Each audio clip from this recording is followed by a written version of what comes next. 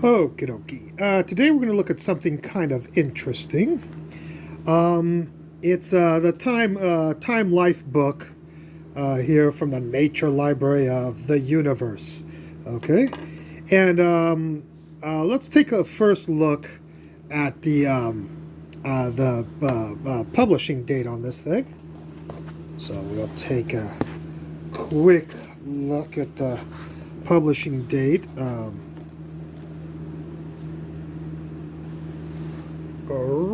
Right here. I want to zoom in, bring it up a little bit so you can see it a little bit better, and then we'll talk about it. Notice it says 1962, 1966, and then over on the right at the bottom there, you can see it says revised 1968. I'll point all that out to you. So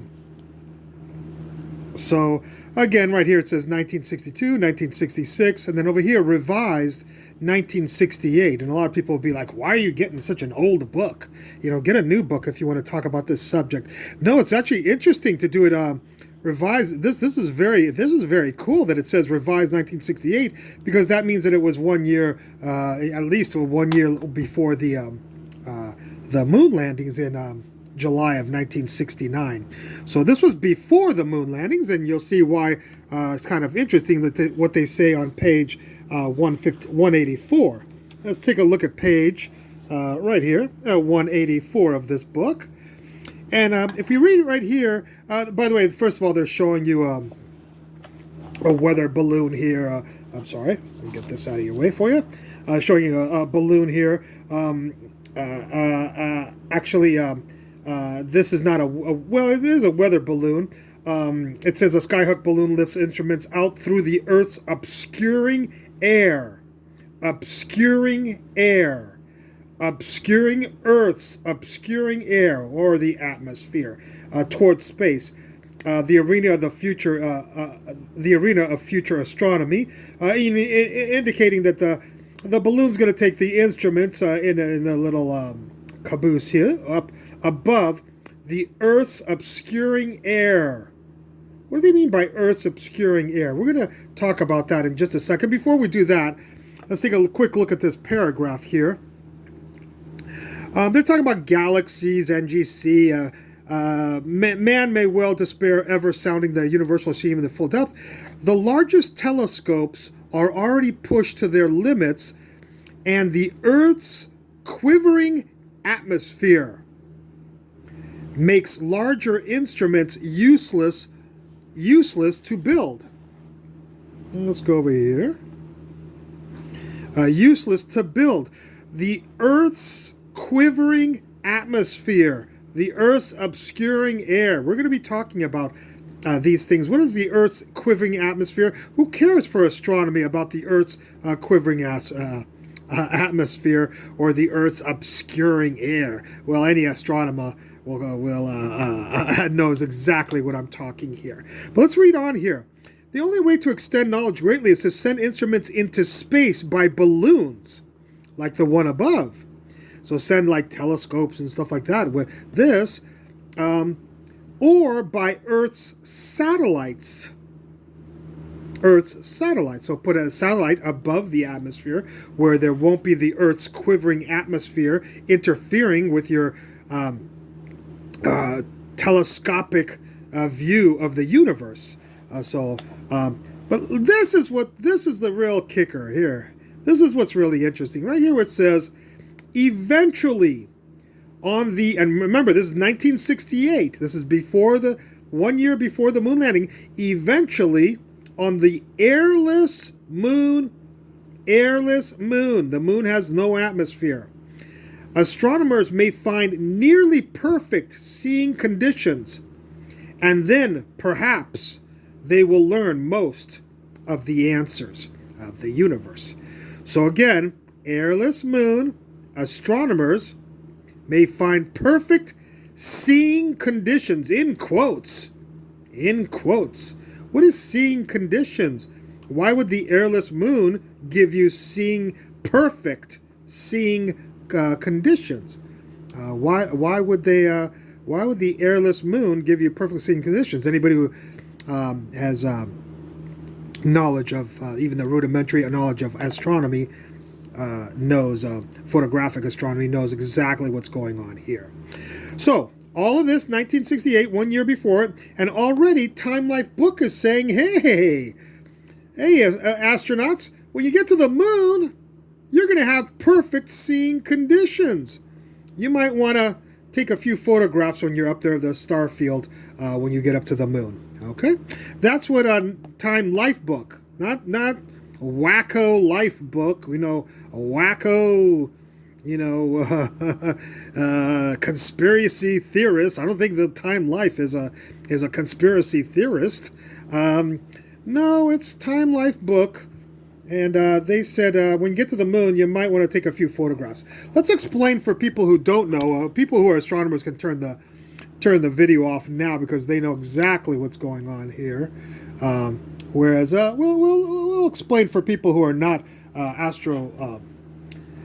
astronomy photographers. So again, you have the Life magazine book, The Universe, from the Nature Library, revised in 1968. The moon landings were in July of 1969.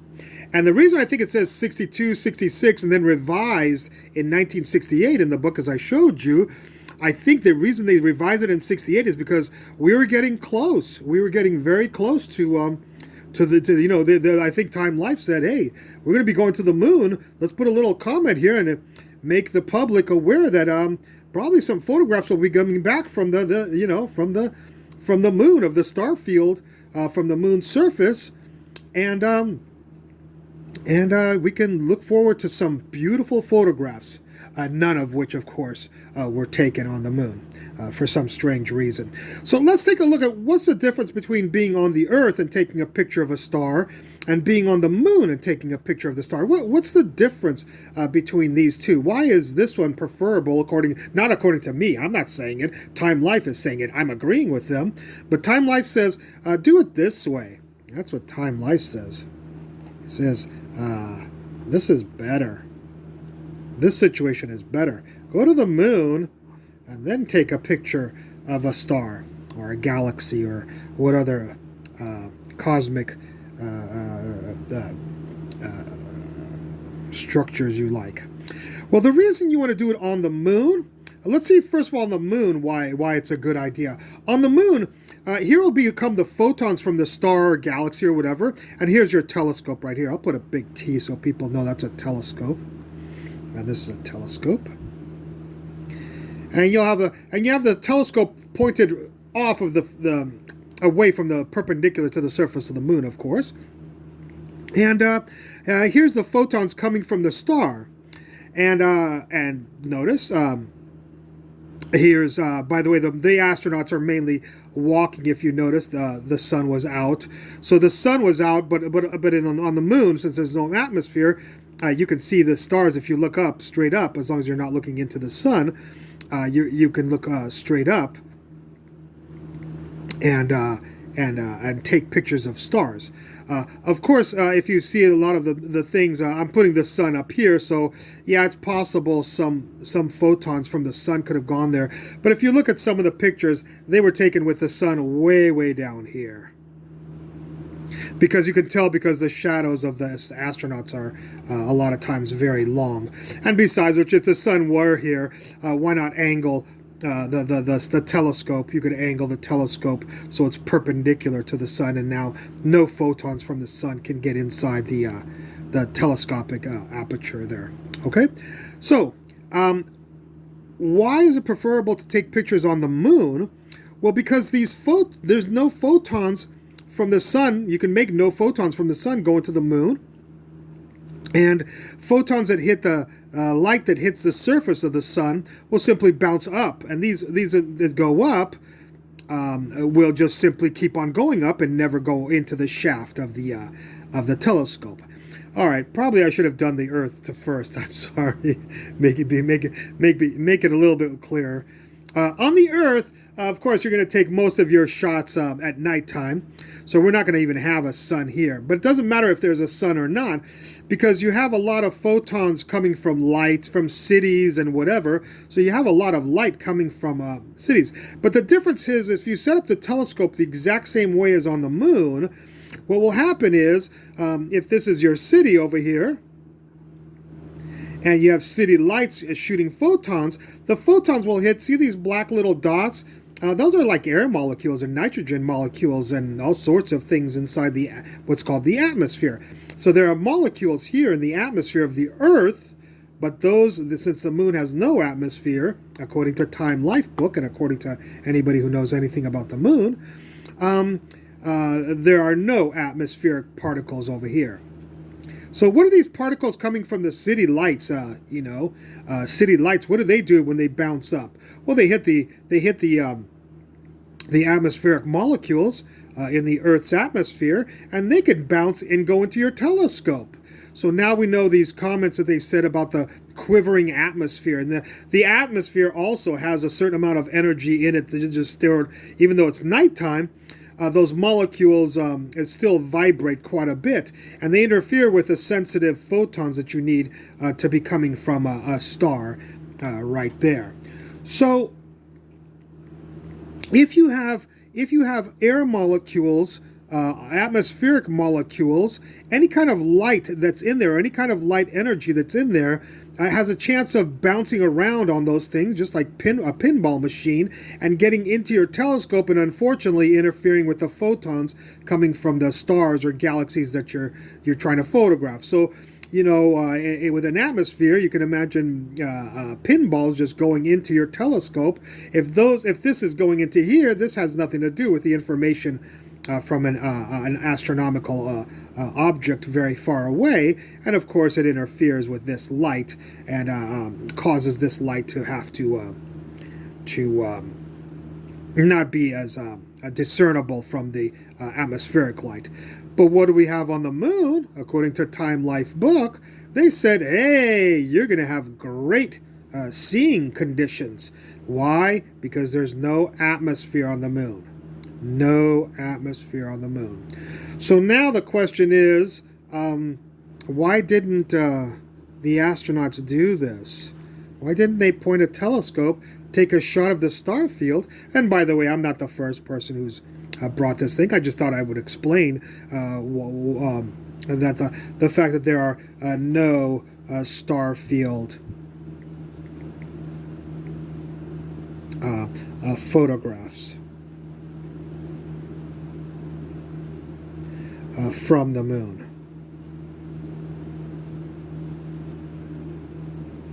So why didn't the astronauts just set up a little thing like this? And a lot of people would say, "Oh, well, the photons would get in." No, you can angle the thing so that all the sun photons would not come into the lens cap. And by the way, I think they were on the moon for a couple of hours.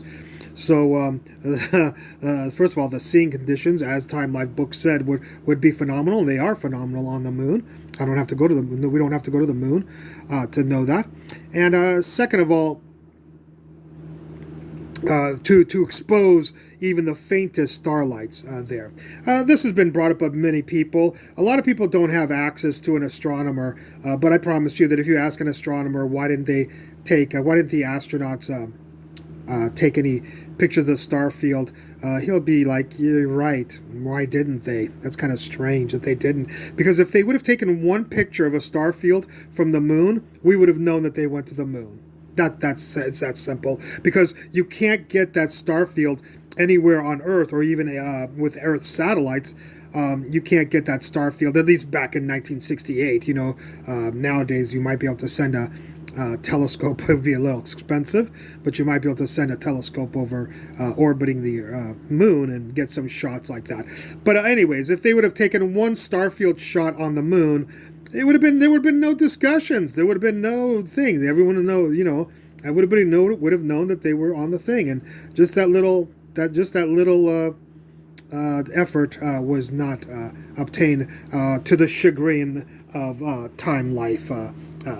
Time Life magazine there, and as I told, as I've one of my previous lectures on this said that in Hawaii they boasted that Neil Armstrong, or one of the astronauts on Apollo 11, had brought a ukulele up to the on the moon lander, but he didn't, as I said before, he didn't bring a telephoto lens to shoot a star field.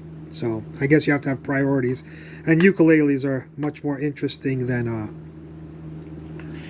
a starfield picture from the moon. Okay, thank you for watching. I hope you enjoyed this video.